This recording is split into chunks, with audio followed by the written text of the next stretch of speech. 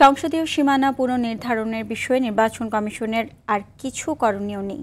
হাইকোর্টের রিটের বিষয়ে সিদ্ধান্ত নেবে উচ্চ আদালত।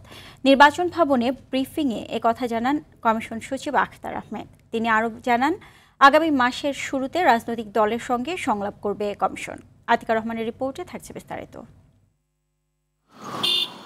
আগারগাঁও নির্বাচন ভবনে ত্রয়োদশ সংসদ নির্বাচনের প্রস্তুতি নিয়ে সাংবাদিকদের ব্রিফ করেন কমিশন সচিব আখতার আহমেদ। তিনি বলেন, সংসদীয় সীমানা পুনর্নির্ধারণ নিয়ে হাইকোর্টে 14টি রিট হয়েছে। এই বিষয়ে সিদ্ধান্ত নেবে আদালত। আজকে পর্যন্ত 14টা রিট হয়েছে বিভিন্ন জায়গা সম্পর্কে। এখন যেটা আদালতের এখতিয়ারাধীন বিষয়ে আমার মনে হয় যে কথা বলার এখতিয়ার, এটা সাবজুডিস হবে। যারা রিট করেছেন তারাও আদালতের প্রতি আস্থাশীল, আমরাও আদালতের প্রতি আস্থাশীল। কাজে সেভাবে এই জিনিসটা আদালত থেকে সিদ্ধান্তটা আসুক, সেই পর্যন্ত আমাদেরকে একটু অপেক্ষা করতে হবে। রাজনৈতিক দলের সঙ্গে ধারাবাহিক সংলাপে বসবে ইসি। জাতীয় পার্টি আমন্ত্রণ পাবে কিনা সে বিষয়ে এখনো সিদ্ধান্ত হয়নি।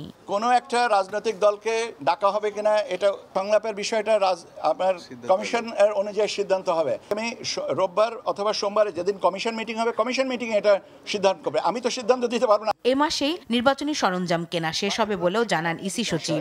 ইউএনডিপির থেকে আমরা যে দুটো আইটেম পাবো সেটা হচ্ছে যে আপনার স্টাম্প প্যাড আর অমোচনীয় কালি, এটা সরবরাহ করবে উইদিন 15th of October। 8টা আইটেম আমরা লোকাল প্রকিউরমেন্টের জন্য ব্যবস্থা নিয়েছি, পৌঁছে গেছে অলমোস্ট 70%, এবং আমরা সেপ্টেম্বরের ভিতরে বাকিটুকু পেয়ে যাব। তিনি আরও জানান, নতুন রাজনৈতিক দলের নিবন্ধন আগামী সপ্তাহে চূড়ান্ত করবে কমিশন। 22 সেপ্টেম্বর ইউরোপীয় ইউনিয়নের প্রতিনিধি দল নির্বাচনের প্রস্তুতি দেখতে ঢাকা সফর করবে। আতিকা রহমান, RTV, ঢাকা।